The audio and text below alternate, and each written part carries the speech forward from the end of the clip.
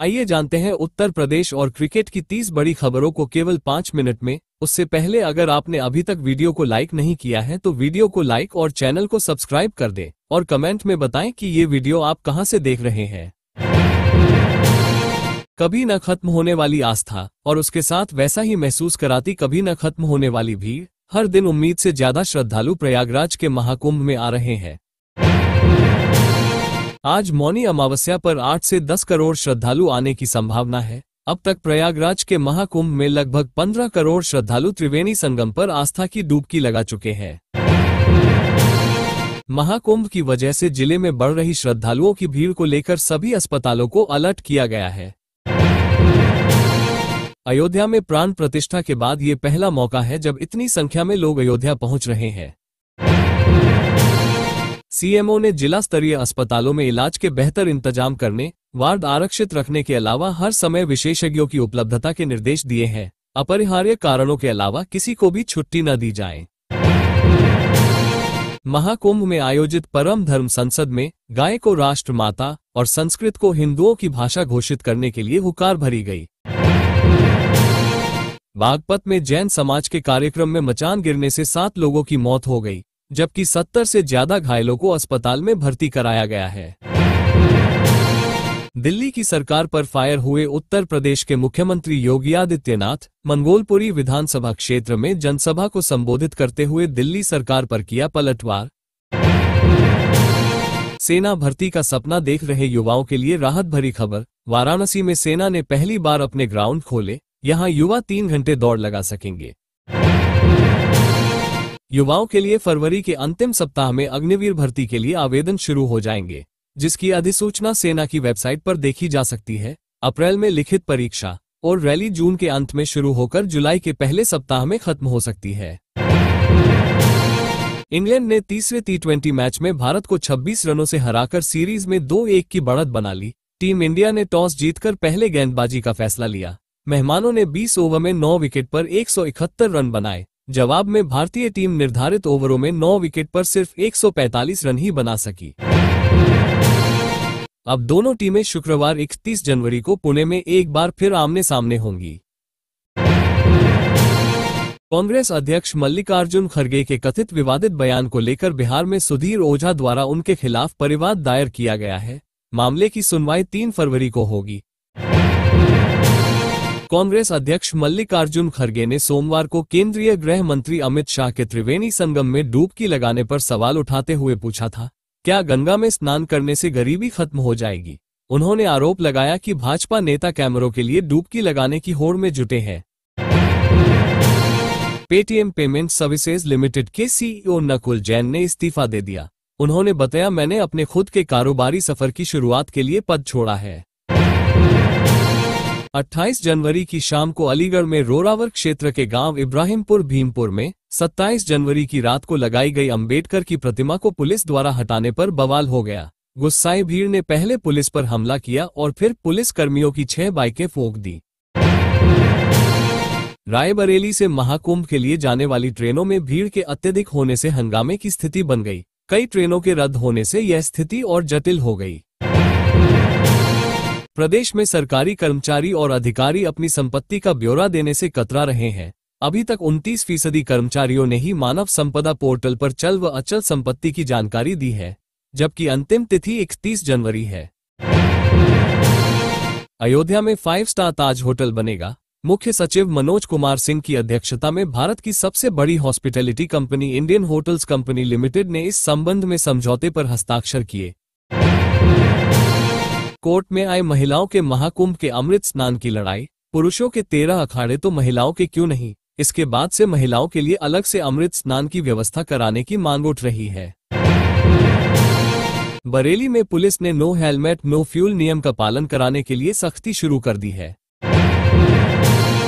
Petrol पंपों पर अभियान के दौरान 25 बाइकों का चालान किया गया। सहारनपुर में भी नो हेलमेट नो फ्यूल अभियान तेजी पकड़ चुका है। उत्तराखंड में यूसीसी लागू होने के बाद मौलाना अरशद मदनी ने प्रतिक्रिया देते हुए कहा कि हमें कोई ऐसा कानून स्वीकार नहीं जो शरीयत के खिलाफ हो। मुसलमान हर चीज से समझौता कर सकता है, लेकिन अपनी शरीयत से कोई समझौता नहीं।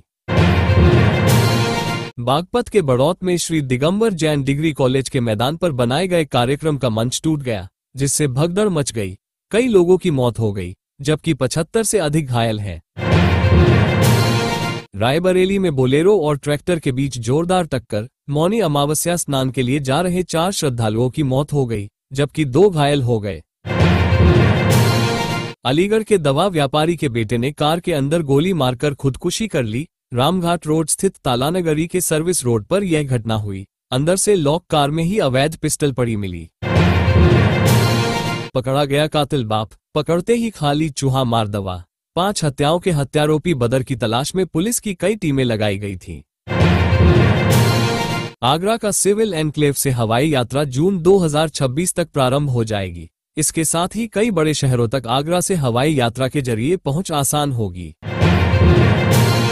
बदायूं में हत्या के 8 साल पुराने मामले में 2 परिवारों के 5 सगे भाइयों को अपर सत्र न्यायाधीश मिर्जा जीनत ने दोषी करार देते हुए आजीवन कारावास की सजा सुनाई। साथ ही 2 दोषियों पर 30-30 हजार रुपये का जुर्माना व 3 पर 25-25 हजार रुपये का जुर्माना भी लगाया गया।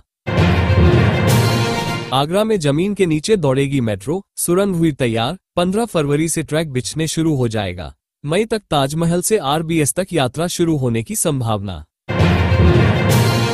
प्रयागराज महाकुंभ से लौट रहे लोगों की भारी भीड़ को देखते हुए कक्षा 1 से कक्षा 12 तक वाराणसी के सभी स्कूल 5 फरवरी तक बंद रखने और पढ़ाई ऑनलाइन कराने के निर्देश दिए हैं। वाराणसी के जिलाधिकारी ने यातायात व्यवस्था को सुगम बनाने के लिए यह निर्णय लिया। हर दिन 8000 से अधिक लोग ले रहे हैं डिजिटल कुंभ का आनंद, एआई करा रही है नारायण से बात। डिजिटल कुंभ भारत में कुंभ मेले का एक तकनीकी और आधुनिक स्वरूप है। इसका उद्देश्य श्रद्धालुओं और आयोजकों को कुंभ मेले के दौरान बेहतर अनुभव और सुविधाएं प्रदान कराना। अब तक 90,000 से ज्यादा लोग डिजिटल कुंभ देख चुके हैं। भारतीय टीम के स्टार गेंदबाज जसप्रीत बुमराह को 2024 का सर्वश्रेष्ठ टेस्ट क्रिकेटर चुना गया है। बुमराह ये कीर्तिमान दर्ज करने वाले 6ठे भारतीय हैं। भारतीय महिला टीम की उपकप्तान स्मृति मंधाना आईसीसी की साल 2024 की सर्वश्रेष्ठ महिला वनडे क्रिकेटर चुनी गई है। महाकुंभ मेले को सिर्फ जमीन से ही नहीं बल्कि अंतरिक्ष से भी कैप्चर किया जा रहा है। इंटरनेशनल स्पेस सेंटर ने रविवार रात को अंतरिक्ष से महाकुंभ की आश्चर्यचकित कर देने वाली तस्वीरें कैद की है। उत्तराखंड ने रचा इतिहास, भारत का एकमात्र राज्य बना उत्तराखंड जिसने यूसीसी लागू किया। अलीगढ़ का शहनशाहबाद स्थित पटवारी नगला पुलिस चौकी के पास एचआई इंटर कॉलेज में 29 जनवरी को रोजगार मेले का आयोजन किया जाएगा। रोजगार मेले में 10 कंपनियां लगभग 800 पदों पर चयन करेगी। केंद्र सरकार देश में जल्द एक देश एक समय को लागू करने जा रही है। सरकार भारतीय मानक समय को अनिवार्य बनाने के लिए नियमों का मसौदा तैयार कर चुकी है। उपभोक्ता मामलों के मंत्रालय ने 14 फरवरी तक जनता से प्रतिक्रिया मांगी है। गत वर्ष आए बाढ़ में गन्ने की फसल बर्बाद हो जाने की वजह से उत्पादन प्रभावित हो गया। इस वजह से मिलों को किसानों से गन्ना नहीं मिल पा रहा। इसके चलते बरेली जिले की चीनी मिलें फरवरी माह में ही बंद हो सकती है। अभिनेत्री ममता कुलकर्णी स्त्री है, फिर किन्नर अखाड़े की महामंडलेश्वर कैसे हो सकती है? किन्नर अखाड़े की महामंडलेश्वर हिमांगी सखी ने उठाए सवाल। गोरखपुर में चमड़ा रंगने वाला केमिकल मिलाकर बेची जा रही चाय पत्ती पकड़ी गई। बताया जा रहा है कि मिलावटी चाय पत्ती की खपत ग्रामीण कस्बों में ज्यादा हो रही है।